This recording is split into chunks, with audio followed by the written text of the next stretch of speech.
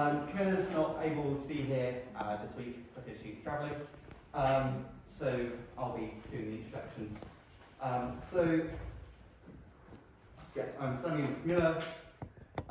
Welcome to the first full stop talk of semester 2. We're very excited to have Professor Fiona Woollard with us in person, who teaches at the University of Southampton. Professor Woollard is at is a St Andrews alumnus, having completed her masters here.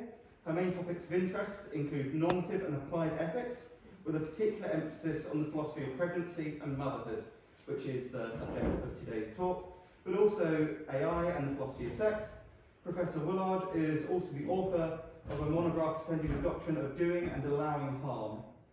Today's talk is entitled Yes Sir, That's My Baby, the Metaphysics of Pregnancy and Bodily Ownership. So without further ado, we shall let Professor Woollard speak. Thank you very much for speaking to us. I've just realised something.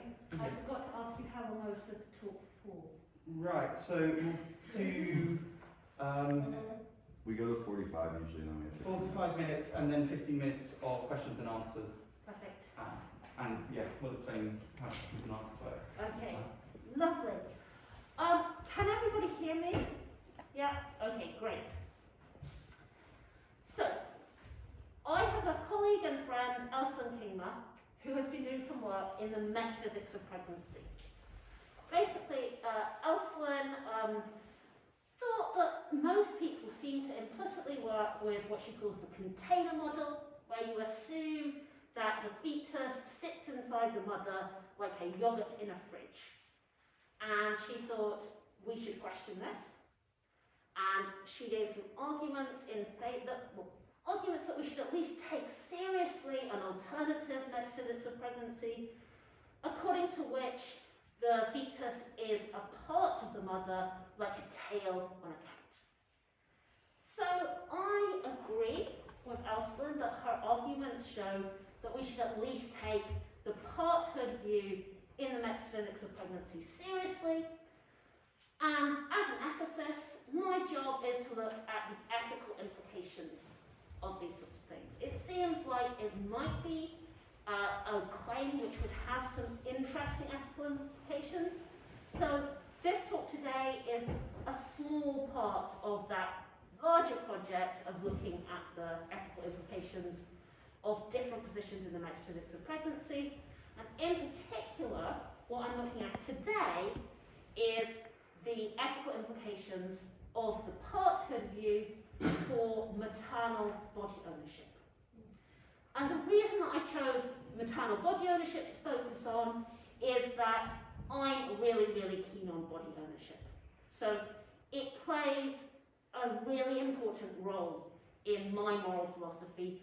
For example, Eric mentioned my book, Defending the Doctrine of Doing and Allowing, and I think basically the heart of the distinction between doing and allowing is that it's necessary for anything to belong to us, even our own bodies, and that for our bodies to belong to us is a crucial part of moral standing for persons. So what I'm looking at is what happens if we assume that Elselijn is right about the metaphysics of pregnancy. So we assume that the fetus is a part of the mother's body, and we assume that I'm right about the importance of body ownership for moral standing. If we take those as background assumptions, I'm going to ask 3 questions. Should we hold that the pregnant person owns the fetus? Can the pregnant person own their body if they don't own the fetus? And do we have to choose between holding that the pregnant person owns their fetus and betraying pregnant persons, and in fact everybody who can become pregnant, by denying them full moral standing? So those are my 3 questions. My answers are going to be that it's difficult to say whether we should accept that the pregnant person owns the fetus, but there's at least some reason to think we should not say that the pregnant person owns the fetus. That the pregnant person can own their body, even if they don't own the fetus, but it means that their body ownership is weaker than that of most persons, and this threatens their moral standing. And my answer to the third one is going to be, we don't have to choose between saying that the pregnant person owns the fetus and throwing pregnant people under the bus. There's a third way where we see pregnancy as a time when moral standing is under threat, and we see this as a kind of a burden caused by reproduction that should be fairly distributed and compensated for. Now, quite a few people think that it just follows immediately from the Parthood View that the pregnant person owns the fetus. But that's just the question that I'm interested in exploring, so I'm obviously not going to assume that it just follows if the fetus is a part of the pregnant person's body, they own it. So, that's the big picture aim for the paper. What I'm going to do is I'm just going to very briefly, say what Kingma's argument is that the Parthood View is plausible. Then I'm going to very briefly explain what the body ownership thesis means and respond to some worries that people have about saying that we own our bodies. And in fact, and then I'm going to very briefly defend the importance of body ownership. And I'm going to provide an alternative framing for people who cannot stand the idea that we own our bodies. Some people get very freaked out by talk of owning bodies. I don't think they should get freaked out, but I'm providing an alternative way to think about what I'm talking about for people who think it's really wrong to talk about owning your body because this is an awful capitalist way of thinking about our relationship to our bodies or something like that. And then, after I've done all that, I'm going to discuss the 3 questions which I'm actually interested in. So, let's start just by very briefly explaining why does Elselijn Kingma think that we should at least take seriously the thought that the fetus might be a part of the pregnant person's body? Well, in order to really provide a solid answer to this question, in order to find a really solid defense of the claim that the fetus is a part of the pregnant person's body, you'd really need to find a criteria for something to count as part of an organism. And Kingma doesn't do that. But what she does instead is she looks at different accounts of how should we work out what counts as part of an organism, and she picks out 4 recurrent criteria, and she says, according to all of these, the fetus counts as part of the maternal organism. So the 4 ones are homeostasis and physiological autonomy, metabolic and functional integration, topological continuity, and immunological tolerance. And she argues that the fetus meets each of these criteria when it comes to the maternal organism. So the homeostasis and physiological autonomy is to do with the way in which the 2 things control each other. So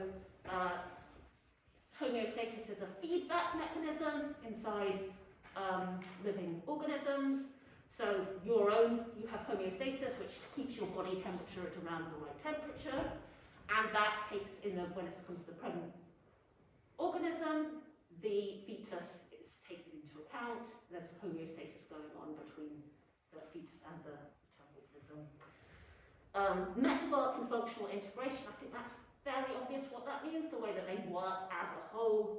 And topological continuity, that's to do with being able to find a kind of break or a barrier so that you could, if the fetus really did kind of float inside the pregnant person, then it would be topologically separate, but actually there's no way that you can kind of pull the fetus apart, no way to draw a line between the fetus and the pregnant person. Because, you might think, well, let's cut it off at the placenta, but there's just massive kind of fetal cells mixed up with maternal cells. You basically can't draw a line there. And immunological tolerance, well, that's just fairly obvious that the two things the maternal organism doesn't recognise the fetus as a foreign body that it needs to kind of attack unless something has gone very wrong. So on all of these criteria, the fetus seems to count as part of the maternal organism. So Kingma's claim was fairly, unambitious. All she wanted to show was that we should take this idea seriously, and I think she's definitely succeeded in doing that. So it's worth exploring the ethical implications. Right. Now we're going to look at what I call my claim about body ownership. My first claim is the conclusive body ownership thesis. This is the claim that each person has conclusive title to their own body. And a lot of people kind of think, what does it mean to say that you own your body? Can you really own your body? I think if you think about ownership in the right way, it just becomes very obvious that you own your body. So I take my understanding of ownership from Jeremy Woollard. I'm going to read out a little quote from him. I think that is on your handout. And I love this image. So Woollard says, imagine that the material resources available for use in a society have been divided into discrete parcels, call each parcel an object, and that each object has the name of an individual member of the society attached to it. In a private property system, a rule is laid down that, in the case of each object, the individual whose name is attached to that object is to determine how the object shall be used and by who. So Waldron sees property as an answer to what he calls the allocation problem. Who gets to decide how resources are used and by who? And a private property system is one where you divide resources into little bundles, call them objects, and you say, this object belongs to that person. Objects have a name attached, and the person with the name, whose name is attached to the object, gets to decide how it is used. And so, if we think about the body ownership thesis in that light, we see our bodies are in fact resources. They are useful things that can be used. You can take their being in a certain state as being something that you want in itself, or they can be used to make other things happen. And there's a question, who gets to decide how your body is used? And I think you do. I think that's really the only acceptable answer. So my claim is, so the body ownership thesis says, each person's body must be recognised as hers in a way that gives her a permanent, prima facie authority to make decisions about what happens to it based on her own interests, desires, or whims. So it's an answer to the allocation problem, and I think it's the only sensible answer, really. So if we see the body ownership claim in that light, as an answer to the allocation problem, and we realise that we face the allocation problem when it comes to our bodies, then I think we shouldn't be sort of queasy about the claim that we own our bodies. A couple of things here.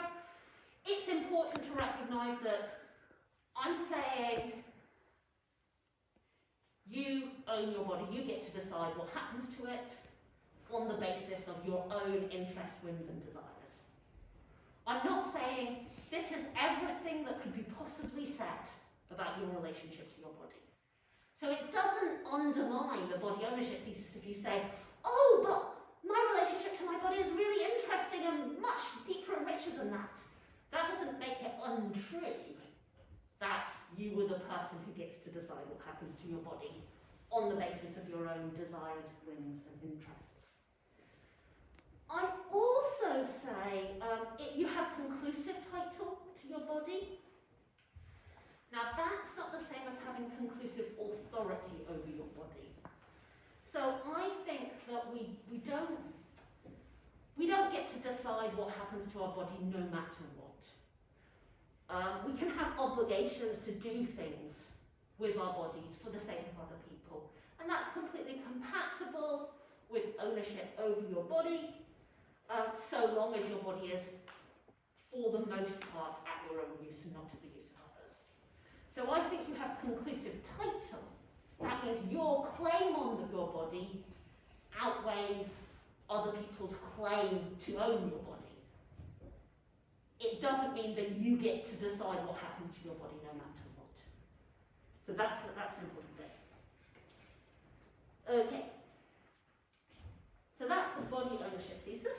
Now we're going to explain why do I think that body ownership is so important. Well, I look at the relationship that you have with your body. This relationship is distinctive in many, many ways. But I think what I'm interested in is the body's unique role in interactions with the world. So my body is what I call the locus of my agency. So it's through my body that I'll act on the world. It's the main locus of my patience. So it's through my body that the world acts on me, almost always. And my body is one of the most important loci of my interests. So what's happening with my body is a great big part of how well or badly things are going for me. And I think these features mean that my body is identified uniquely with me. It's basically the paradigm case of an object that comes with a name already attached. And it has to give you conclusive title to that object, your body. Because if we said, no, that isn't conclusive title to your body, we'd be saying there's some other relationship somebody could have to your body which would matter more than the fact that your body is the thing that you act with, the thing through which the world acts on you, and the main locus of how well or badly things are going for you. And I think that would fail to respond adequately to your relationship to that body, and it would be extremely disrespectful. So, on my view, owning your own body is a key aspect of moral standing for embodied persons. So basically I say embodied persons in order to allow that there may in the future be persons that don't have bodies.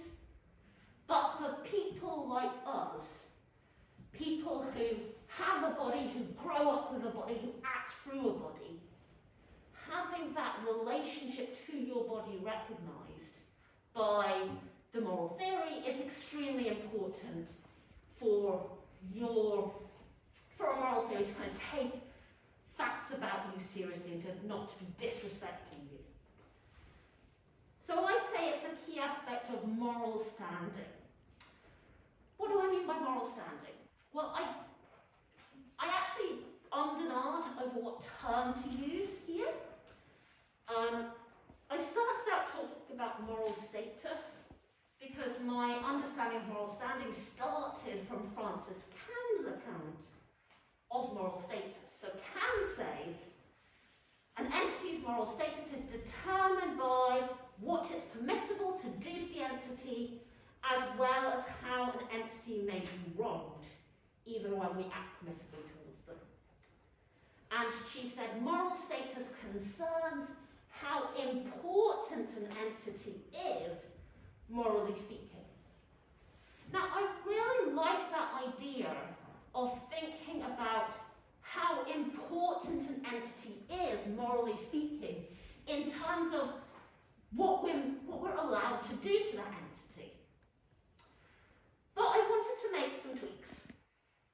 So, I think I want to keep this idea of it being about how important an entity is, morally speaking, linked to what you can do to that entity. But I actually want to talk about moral standing, which is relative to a specific moral theory or a system of morality. So I'm thinking not kind of how important is an entity actually, morally speaking, but how important does a system see that entity as? How much is that entity respected, and how seriously are her needs and interests taken into account by that system? And I also think that moral standing is going to be determined by more than just what can we do to an entity, or how the entity can be wronged, but also by what that moral entity is required to do, and by the degree to which important facts about the entity are taken into account in working out what's permissible and impermissible within the moral system. Okay, so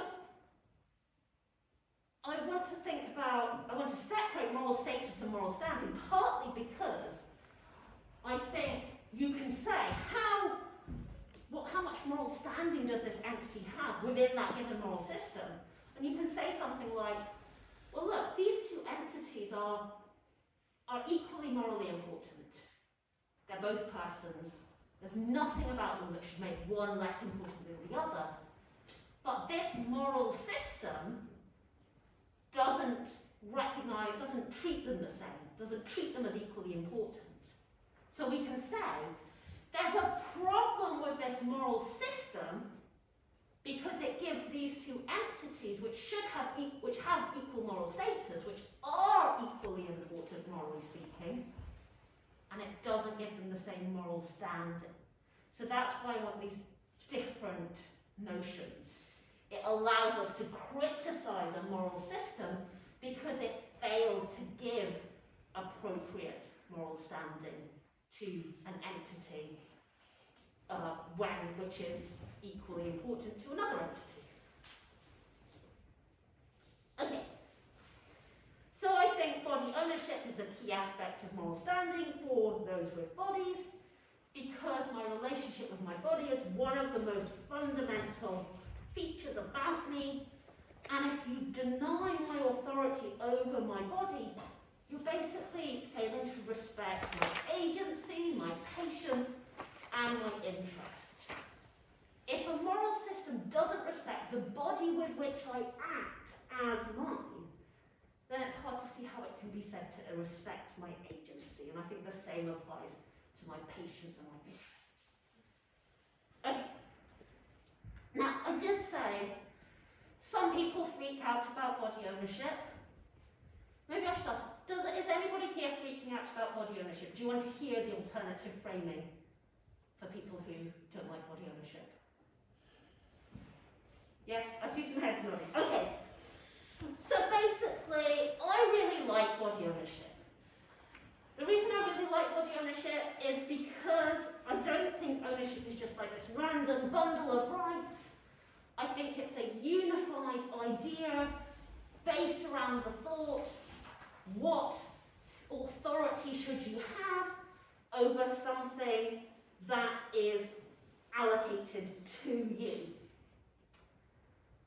But if you're not, and so something that's allocated to you, that you have an authority to decide what happens to it based on your own interest, desires, and whims.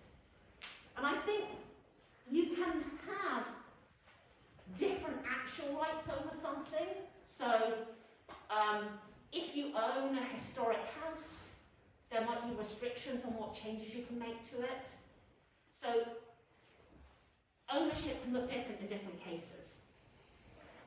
But I think it's always unified by this thought: what kind of rights do we need if this entity is to be, for the most part, at this person's use and not to the use of others, for them to decide what happens based on their own interest, desires, and wants. So that's why I really like thinking about ownership.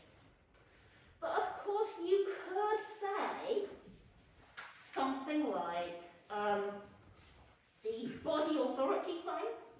So each person has a unique relationship to their body, which means that they should have the authority to decide what happens to it based on their own interest, desires, and whims.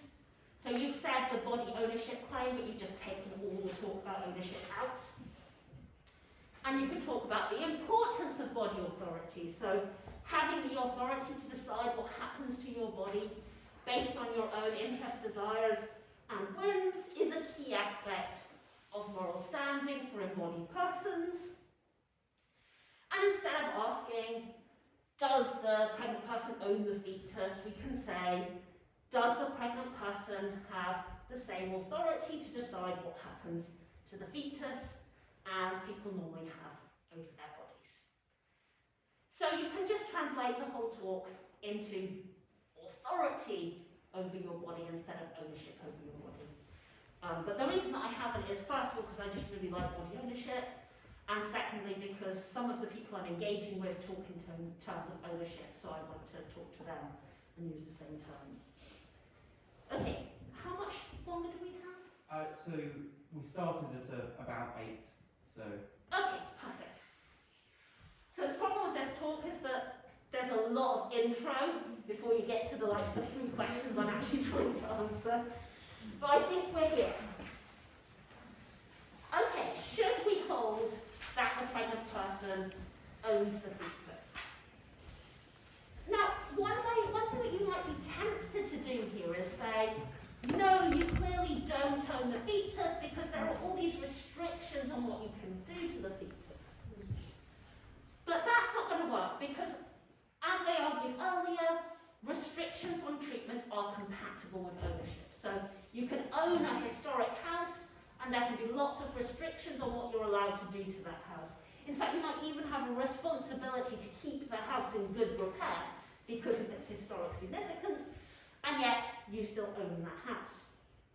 So the question that we have to ask is, are the restrictions on how you can treat a fetus compatible with ownership? Are they compatible with having genuine authority over what happens to the fetus on the basis of my interests, desires, and whims? And I actually think this is a really difficult question to answer. Why is it difficult? Well, one thing is that we're not looking at one thing, the fetus, that stays the same. We're looking at something that changes from a clump of cells that are rapidly dividing to, well, something that's just about ready to be born and become a newborn baby. So fetuses change over the course of a pregnancy, and our duties to our fetuses change over the course of a pregnancy. So this means we're looking at a kind of dynamic relationship. Now my question is, does the pregnant person own the fetus? And I'm interested in this because of a potential conflict between the Parthood View and body ownership and the moral standing of pregnant persons. So really my question should be, does the pregnant person own the fetus all the way through the pregnancy? Because if there's any point at which the pregnant person doesn't own the fetus, then there is a point at which pregnant people own all the parts of their body, which raises a potential threat. So we're looking at the fetus throughout the pregnancy. I also think, you could look at our intuitions about how you can treat fetuses, but we have to be really careful here, because it's just deeply contested what restrictions there are on how you can treat fetuses. And I myself have argued that our intuitions here are utterly distorted by ridiculous ideas about mothers as self-sacrificing creatures who basically fail to matter as soon as they become mothers. So, maybe put that in a more measured tone. I think our intuitions are distorted by a harmful ideology of motherhood, harmful ideas about what motherhood involves, and an assumption that anybody who's pregnant is a mother. So I've argued elsewhere that we can't trust our intuitions about the duties that a pregnant person has, so we're not going to be able to trust our intuitions about the restrictions on how fetuses can be treated. It's also kind of unclear what it means for a fetus to be at the use of a pregnant person. So fetuses aren't very useful. Maybe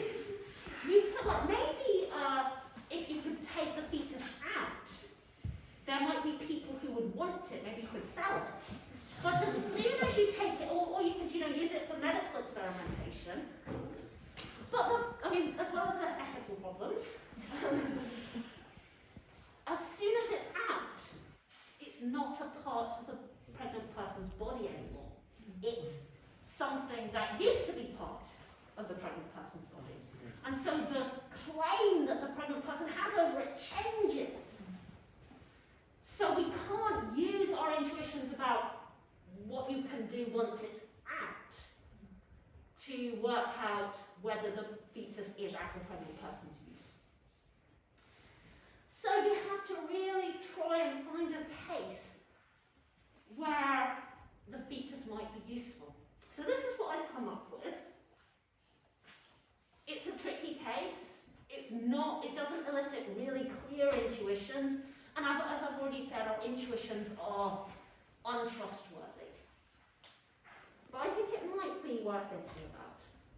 So I wanted to contrast two cases. I call the first fetus harmful use. In this case, the pregnant person's long-term health is at risk. But luckily, they can be cured.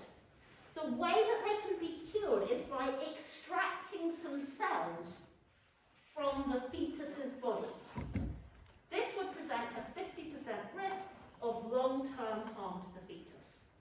So that's the first case, fetus harmful use. I think it's on your handout, so if you want to remind yourself. We contrast this with fetus harmful side effect. Again, the pregnant person's long-term health is at use, and there's a potential cure, but this time it can be made by extracting some cells from the pregnant person's body that not a part that includes the fetus, which would present a 50% risk of long-term harm to the fetus. Now, we have two cases where the potential risk to the pregnant person is the same, and the potential risk to the fetus is the same. But I think there's a moral difference between these two cases. I don't think either of them are easy, but I think the fetus harmful use case is harder. I think it's kind of harder to justify using the body of your fetus to cure a risk to yourself in a way that may cause harm to the fetus, than it is to justify using your the cells of your arm or some other part of your body, even if the risk to the fetus is the same. Now, if I'm right about that, if the cases are different, and if they're not just different because of the distortions caused by the ideology of motherhood, and if they're not caused by other distortions, then maybe we don't own our fetuses.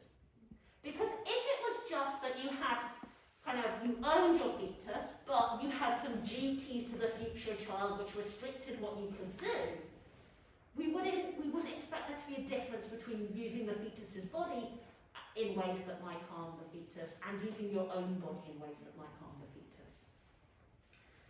So that's why I think looking at these cases might suggest that we actually think you don't own your fetus. Maybe we think that the future child, if such a thing is going to come into existence, will have a claim on that body. That means you have it in trust for that future child or something. So I think there's at least reason to think we might not want to say, yes, the pregnant person owns the fetus, even if the fetus is part of the pregnant person's body. So yes. Now we move on to question 2. Suppose you're convinced we can't say that the pregnant person owns the fetus. Does that mean the pregnant person doesn't own their own body? The fetus is part of their own body. It's part of their body if the Parthood View is true. Does this mean they don't own their body if they don't own the fetus? I think a pregnant person can own their body even if they don't own every part of their body. Why is that? Well, it's because you don't own your body in virtue of owning the parts of your body. So a body is not like a kind of property portfolio where it's like, oh, I own this arm and I own this leg. And oh look, if you put them all together you get a body, so I own the body. Instead, you own your body, you own the parts of your body because you own your body as a whole. It's top down, not bottom up. Because the relationship, that relationship, your body being the locus of your agency, that holds between your whole body and you, not between the parts of your body. It's not, it's your relationship is to the body as a whole. So, you can own your body even if you don't own all the parts of your body. In fact, it's probable that you don't own all the parts of your body.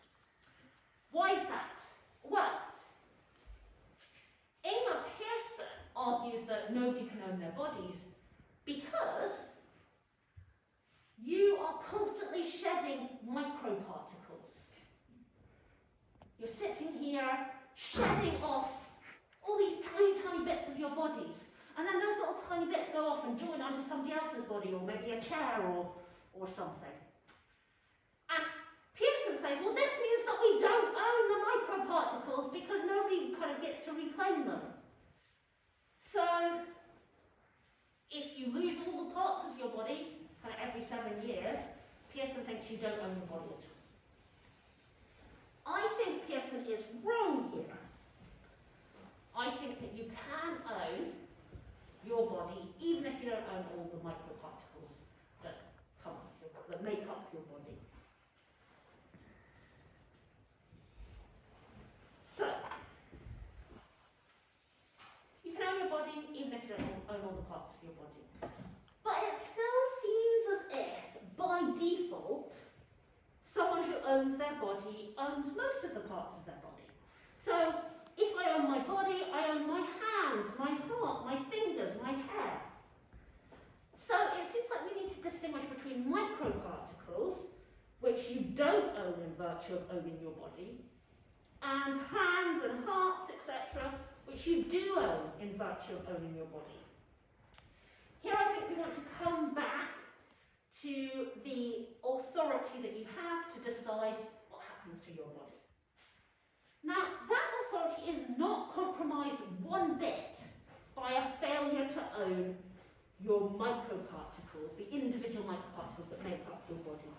They fall off, they're replaced, nobody even cares. Nobody's lost anything important by not having authority over those microparticles. The identity and the integrity of your body survive the process of microparticles falling off and getting replaced. On the other hand, suppose that you didn't have authority, on the other hand, maybe that was supposed to be a joke, suppose that you didn't have authority over what happened to your hand. This would really quite significantly compromise your authority to decide what happens to your body. I mean, it might not completely undermine your authority, because you've got the rest of your body, but it really does make quite a dent in it. And if your hands or your heart are removed from your body, this is quite different from losing a few microparticles. You've made a significant change to the body as a whole. So, if we think of ownership as top-down, we can think of which parts you own as which parts of your body you own in virtue of owning your body as a whole, as determined by how much not owning that part would undermine your authority over your body as a whole. So I call the parts which would undermine your authority significant parts. So if there's a significant part of your body which you don't own, maybe you can still own your body, but your body ownership is weaker in a significant way, in an important way. It's weaker than the body ownership of most persons. So, insofar as the lack of ownership of that body part weakens without completely undermining your authority to decide what happens to your body as a whole, you can own your body, even if you don't own that body part, but it still compromises your body ownership and thus your moral standing. So we should be concerned, I think, if pregnant people don't own their fetuses. We shouldn't completely, don't panic too much. It doesn't mean pregnant people don't own their bodies anymore, but it is a threat. And it's kind of important that it's not just a threat to people who are pregnant, but I think also a threat to anybody who can become pregnant. Because if you have the type of body that can become pregnant, then you only fully own your body as long as you're not pregnant. You have a sort of conditional ownership, which people who have bodies that can't become pregnant don't have that kind of conditional ownership. So we should be kind of worried just more generally about the moral standing of people who can become pregnant. Okay, I think I have 6 minutes left. Mm-hmm. So we'll go to question 3. So what do we do if we don't think we can accept that the pregnant person owns the fetus, but we think that saying the pregnant person doesn't own the fetus presents a threat to the moral standing of both people who are pregnant and anybody who can become pregnant? Do we just throw our hands up? Do we just say, well, I really, really don't want to say pregnant people own the fetus, so I'm just going to accept people who can become pregnant don't have the same moral standing as other people. What a shame for them. I think there's a third way. I don't think we just need to abandon pregnant persons. I think we can see pregnancy as a time when your moral standing is threatened. By that I mean it's what we call pro tanto reduced. It's reduced in one aspect.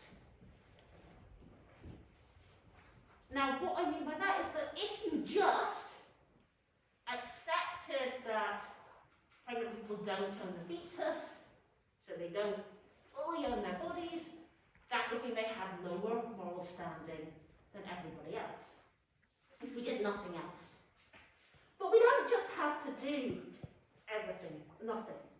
We don't just have to accept that. Because we can compensate elsewhere.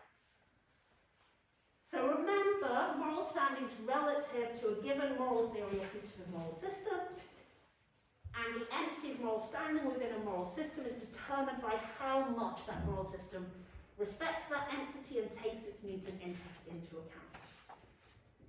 So if an embodied person doesn't have full body ownership under a given moral system, then that's a pro tanto reduction. It's a reduction in one aspect under that moral system. If we just keep everything else equal, then it's going to be an all things considered reduction. They're going to have less moral standing than everybody else. But we can look at alternative moral systems that don't just keep everything else equal. They can give additional respect to pregnant persons or those who might become pregnant. They can give extra weight to their needs and interests elsewhere. Now, I think probably full compensation is not going to be possible, so we're looking at partial compensation, and that might be our best option. What are the practical upshots of this going to be? Well, I think if becoming pregnant involves, or possibly becoming pregnant and carrying pregnancy to term, involves a pro tanto reduction in moral standing, being forced to remain pregnant against your will would be a forced pro tanto reduction in moral standing. Now, depending upon the details of your view, I think this might provide a powerful argument that early abortion should be easily accessible. So, even if we think that the pro tanto loss in moral standing can be partially compensated for elsewhere, a pro tanto loss still matters. So there are really strong reasons to think that pregnant persons should be able to avoid this loss if they can do so permissibly.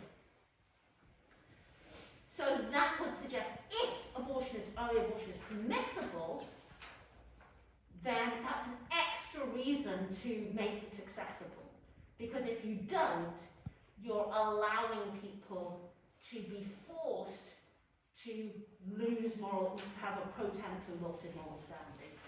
And that's not, we're not just looking at kind of the physical harms adjacent, involved in carrying pregnancy to term. There's a moral loss there.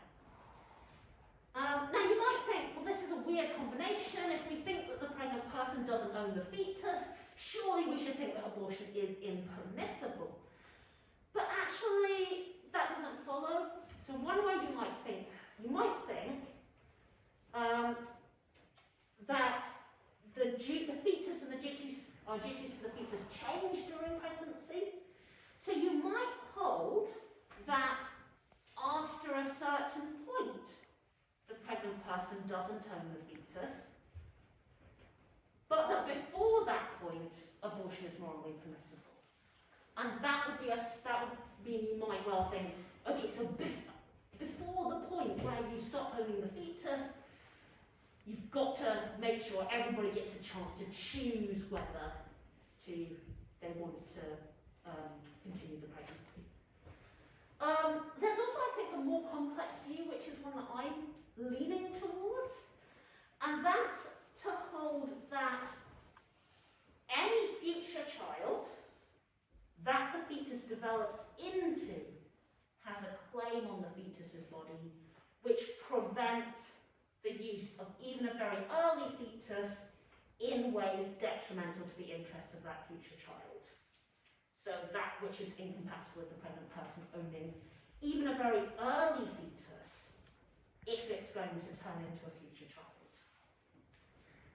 And you might also think that abortion is not to killing, but electing die, or a refusal to continue allowing one's body to be used to bring someone into existence, and thus that even quite late abortion is permissible. So there are combinations of views on which you might think that an embryo, even a very early one that's going to turn into a child, you can't just use it as you will, but that you can have an abortion even fairly late on. But there are also implications beyond abortion. Abortion is kind of the thing everybody thinks about, but I'm almost more interested in other things. One other thing I think is that the moral standing of people who are or recently have been pregnant might require additional protection. So one area that I'm interested in research-wise is what's called obstructive violence. So these are cases in which women's autonomy is not respected during birth, and they have things done to them without their consent, internal examinations, that sort of thing. And I think that's terrible, whatever, so long as you recognise that the pregnant person is a person. But I think that actually it's even worse because we should be really, really focused on protecting the autonomy of pregnant people because they've had this threat to their moral status. I know, I'm going to finish really, really soon. That's fine. The other thing is, which I'm just going to mention, I think, so I work on maternal duties. Lots of people say to me, that's a bit sexist, isn't it? Surely we should just be talking about parental duties. They should be different depending on gender. I think people often assume that maternal duties are stronger, but in fact, the duties of non-gestating parents may be stronger than the duties of gestating parents, because if you have been through pregnancy, you've just had this massive threat to your moral status. So if you have a father who has not carried a child, he may have stronger duties to give up his dignity to save his child than somebody who's carried the child for 9 months and already had that threat to them extended. Okay, I was going to do a summing up, but I think I probably will just stop to allow some time for questions.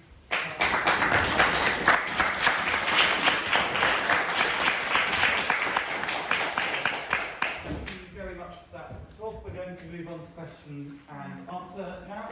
So just a reminder, we have a general policy of not taking follow-up questions. I'll try to come to people in the order they put their hands up. So if we've got any questions, please put your hands up. Can I make a quick request? So I'd like to acknowledge if somebody's given me a question which has led to changes in the paper. So if you are happy to be acknowledged, could you tell me your name when you get asked a question? So I think you were first. Hi, I'm Connor. Thank you very much for your talk. I was wondering about the difference between fetal ownership over their own bodies and that of young children. Because it seems like once children are born, there are a lot of parenting practices which deny the child's bodily autonomy, maybe circumcision, what they're allowed to eat, but maybe even just making that they don't touch a hot stove. But if we accept that over the span of pregnancy the child gains more, or the fetus gains more and more bodily autonomy, does that stop as soon as they become pregnant? Or are all those parenting practices, in some sense, inherently violatory of that child's autonomy? Okay, so what I think parents do not own their children. Instead, they are more like trustees of their children, which does mean that a lot of decisions about what happens to the child they have the authority to make those decisions. But the difference between ownership and trusteeship is that you make the decision. For ownership, you can make the decision based on your own interests, desires, and whims, but you can't do that when it comes to your children. Now, I think there's a difference between circumcision and decisions about what they should eat.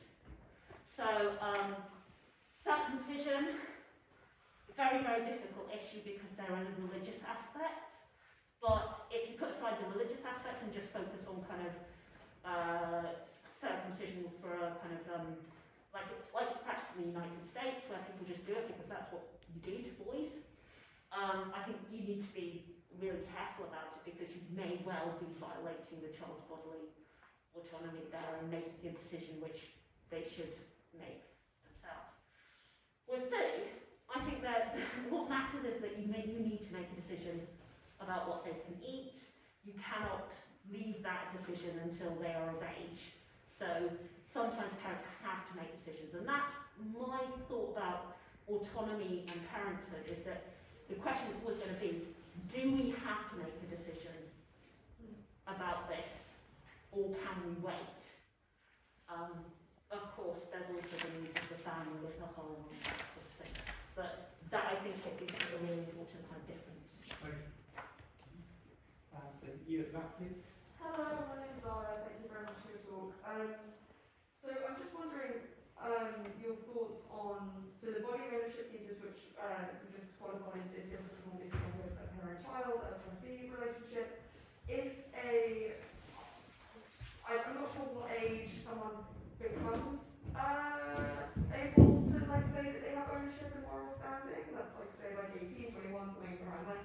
But I'm wondering if somebody who's able to get pregnant before that age, does that somehow increase or decrease their right to have ownership over their body and then over the fetus or not?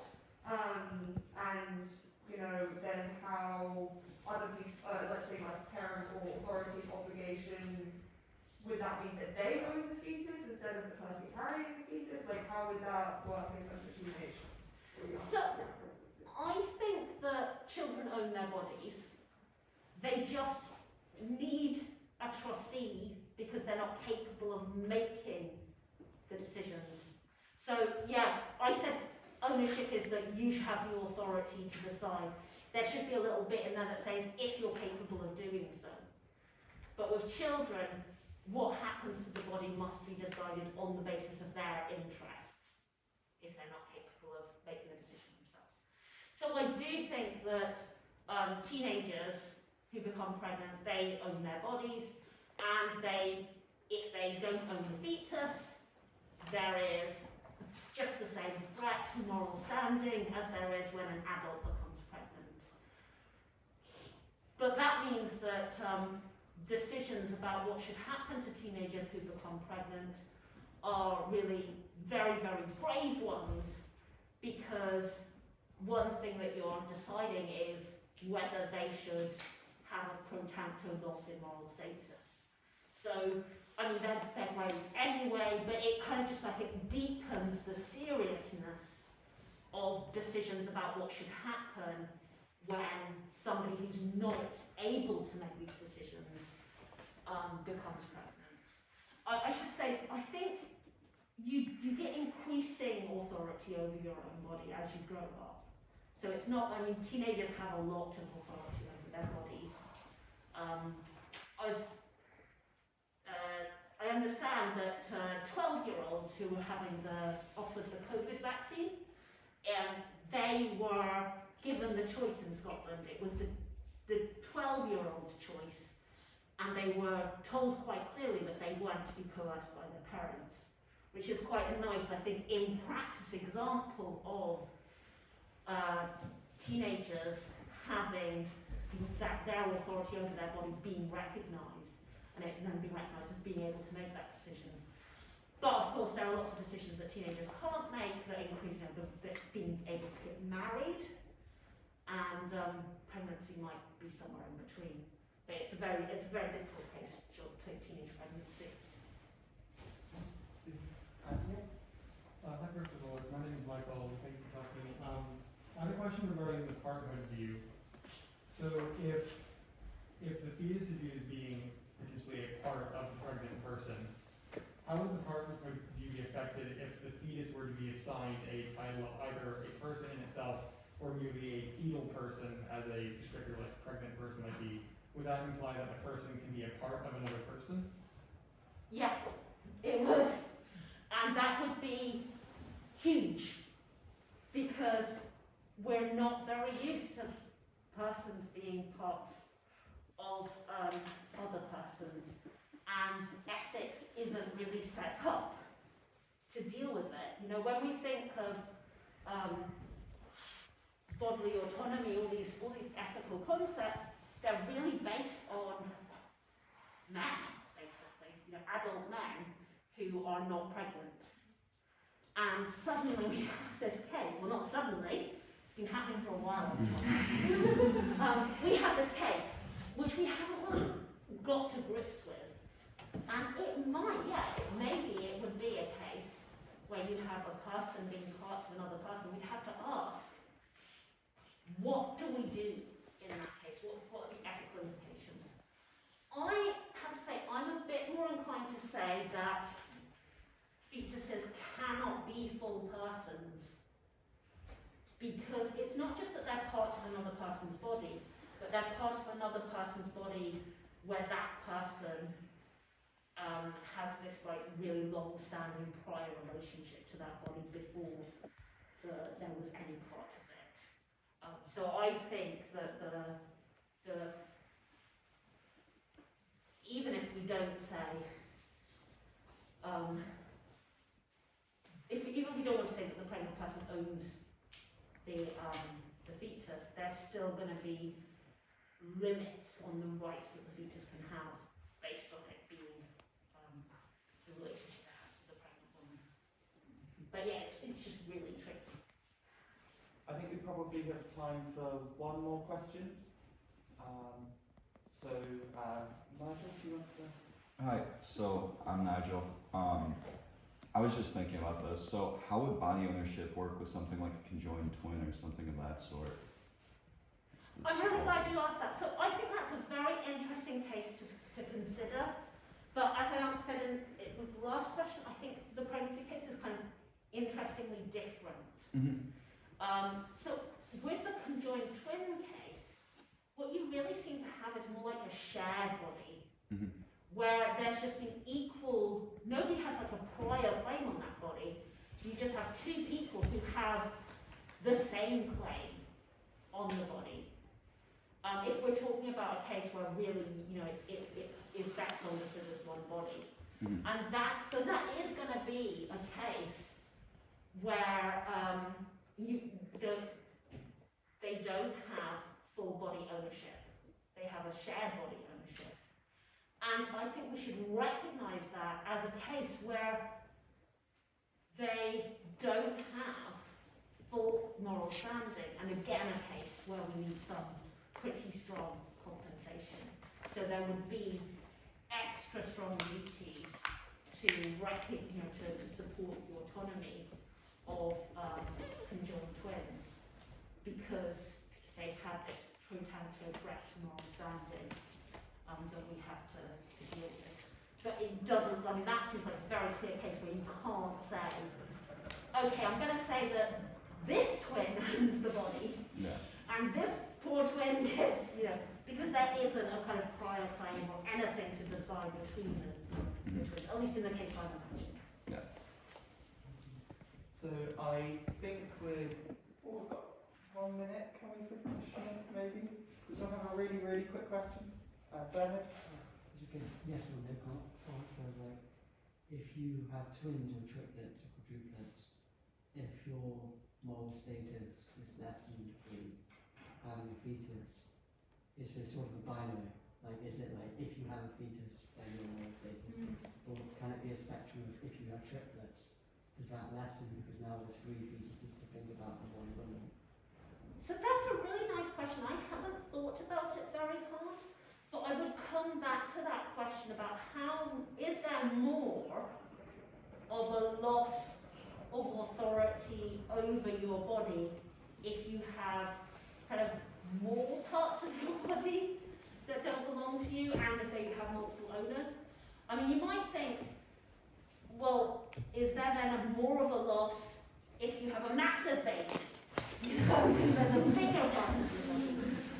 So I think you would want to like ask, actually, what is the concrete effect on your authority to use your body, and how do these variations affect it? But that's a lovely question that, you know, could spend a lot of time not working the details. So I think that's all the time for questions we have. So all that remains is to say another thank you to Professor Woollard for the